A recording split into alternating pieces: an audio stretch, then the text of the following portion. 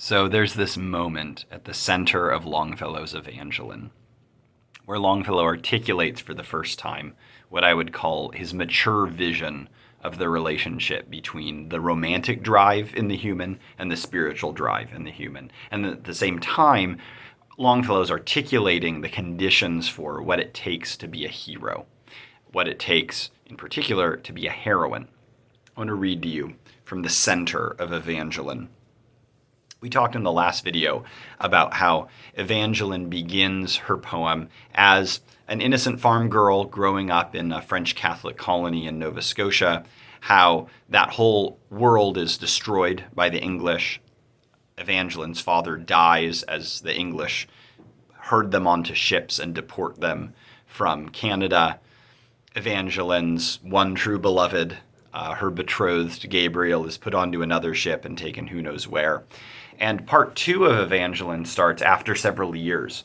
And Evangeline has been searching around the diaspora of the Acadians in America to try and find Gabriel. And she asks around, and people say, oh, maybe we've heard of him, maybe we haven't. Some people say, oh, yeah, I heard he's out west. The rumors are many, but she can't find much to go on, much that's solid. And I'm going to pick up where the people are responding to her when she's saying, I want to find my betrothed. Then they would say, dear child, why dream and wait for him longer? Are there not other youths as fair as Gabriel, others who have hearts as tender and true, and spirits as loyal? Here is Baptiste Leblanc, the notary's son, who has loved thee many a tedious year. Come, give him thy hand and be happy. Thou art too fair to be left to braid St. Catherine's tresses. Braiding St. Catherine's tresses was apparently a euphemism for becoming an old maid. Then would Evangeline answer serenely but sadly, I cannot. Whither my heart has gone, there follows my hand, and not elsewhere. For when the heart goes before like a lamp, and illumines the pathway, many things are made clear that else lie hidden in darkness. This is a beautiful response from Evangeline. It's one of the first times we get her kind of giving her philosophy of life, philosophy of love. And if it stopped here, it would be a pretty conventional but well-written commitment to following her heart. She uses this metaphor of the lamp of the heart shines with love, and it illumines the pathway, and things are made clear. This is fine. This is good. Longfellow, though, wants to create something at the center of this poem that's more than just another story of a dedicated lover who seeks for their beloved and endures separation. We've got that before. Longfellow was well-versed both in British and German romantic literature. He knew all the different ways you could tell a love story. So he does something interesting here. After Evangeline says, nope, I'm not going to give up on Gabriel. I'm not going to marry Baptiste Leblanc. I'm sure he's a nice guy, but she has this doctrine of the heart that she's following. Thereupon the priest, her friend and father confessor, said with a smile, O daughter, thy God thus speaketh within thee. Talk not of wasted affection. Affection never was wasted.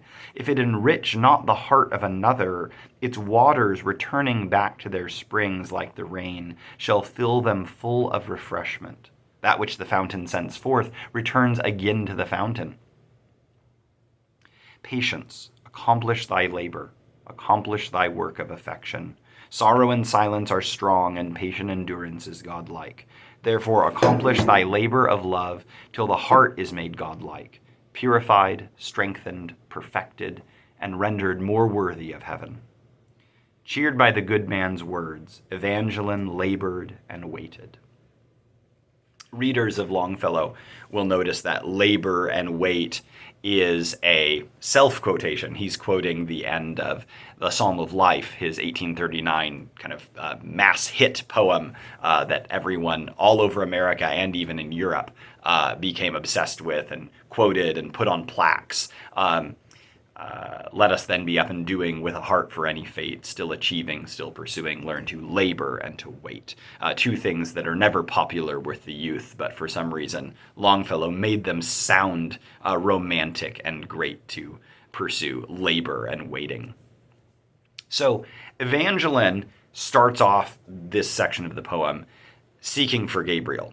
And by the end of this section of the poem, she's still laboring and waiting. But something has happened, and this is something I talk a lot about in my book, actually in both of my books, both Glimpses of Her Father's Glory, which I published in 2019, and then my new book, The Heroines of Henry Longfellow, which just got published this last month. Both of these books talk a lot about this theological turn in Longfellow's thought. Now, Longfellow was always theological in his imagination, as we talked about with the Spanish student.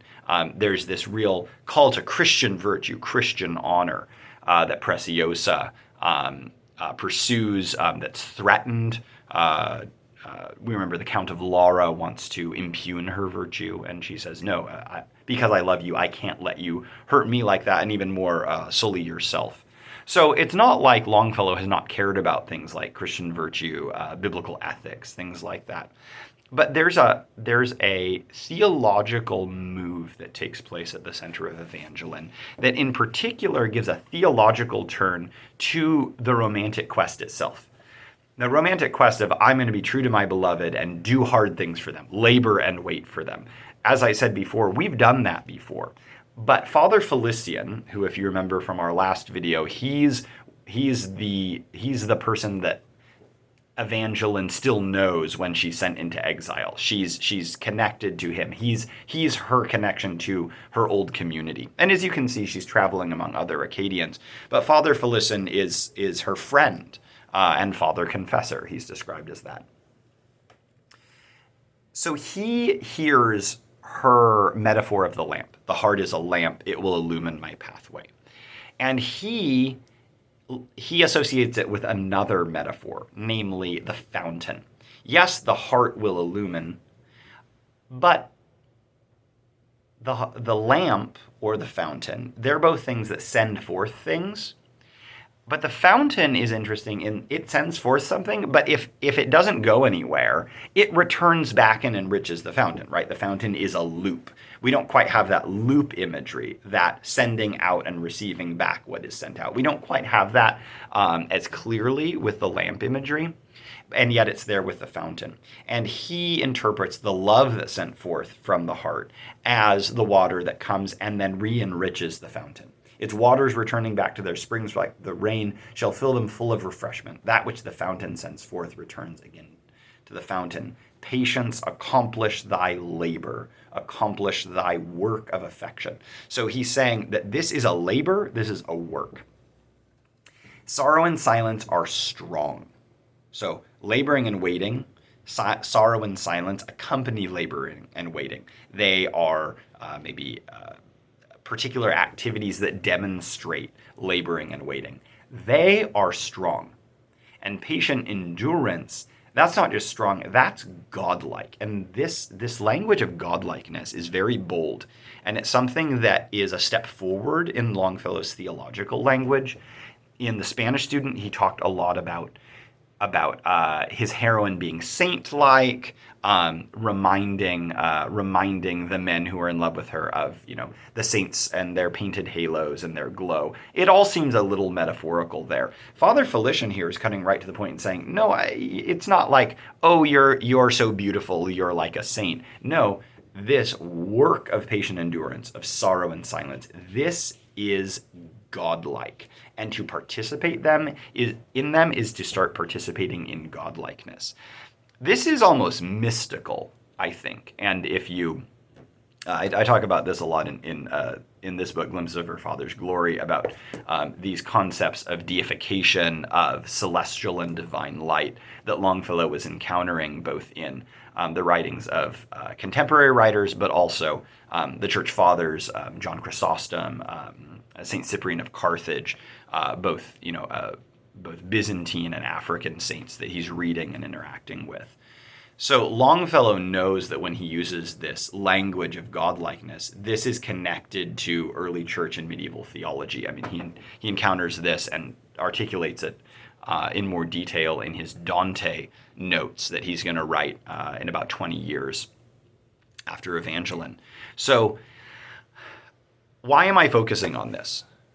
I'm focusing on it because we have an instance where the common romantic drive in the human is connected to this more ultimate spiritual calling. And Father Felician is saying, yes, through the act of searching for your beloved, you will be undertaking a spiritual journey as well. And it's not just if you love, people will love you in return, or if you love, you'll feel better about life. That's probably certainly true at a psychological viewpoint, that the person who's filled with love for others is going to have a happier life. And yet he's giving it an ultimate, a spiritual significance, that this love that you have, this is going to enact godlikeness in you. And I mean, listen to his language. We read it earlier. Accomplish thy labor of love till the heart is made godlike, purified, strengthened, perfected, and rendered more worthy of heaven. Not more worthy of finding your beloved. It's not like, well, if you're really good, then, the universe will bring you good things. If you are really dedicated to him, surely it'll all work out. No, maybe it won't work out. Maybe you'll never meet him, but you'll become like God. That's a pretty extreme statement, and it's something that Longfellow is going to come back to again and again in his description, especially of heroines, that these are women who have particular callings in life, particular missions which they themselves choose, often in the face of opposition, right? These are not women who just ask their community, what should I do, and then unthinkingly follow the conventions of their culture. Evangeline is kind of doubly this way. Evangeline neither follows the American culture that she finds herself in exile, nor does she follow the advice of these people who say, oh, just settle down and settle. She says, no, I'm choosing the harder road. I'm choosing what I was once committed to. I will continue to be committed to. And this becomes harmonized with the Christian calling, not just of virtue, but to become godlike and heavenly. So when we talk about Longfellow as a writer, and when we talk about Longfellow as someone who imagines heroism, especially imagines women being heroic, I really think that it's important that we remember that he's a writer who has a theological robustness to his view both of why romance matters, why romance can be good for us, and what our ultimate purpose is. Our ultimate purpose isn't just to find the one and get married. Evangeline, spoiler alert, never gets married in Evangeline. And if I'm spending so much time halfway through the poem, and you might be thinking, why isn't he telling us what happens? I want you to read what happens. I want you to read Evangeline. I'm going to spoil it by saying she and Gabriel never get married. And yet the journey she goes on renders her godlike and heavenly.